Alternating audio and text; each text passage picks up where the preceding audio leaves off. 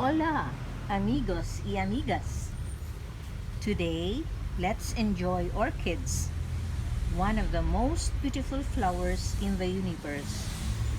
More than 6,000 species of wild orchids grow throughout the globe.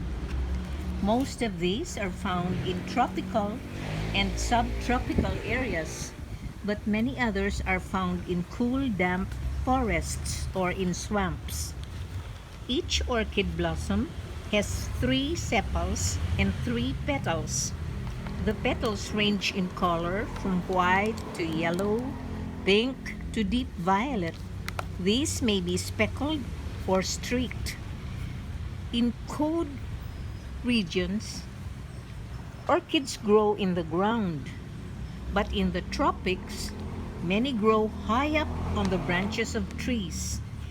Their tiny seeds are carried by the wind and fertilized by pollen carried by bees or other insects. Raising orchids is a rewarding hobby. Some require many years of care before they do blossom. Truly fascinating, right? Bye for now. Om Shanti.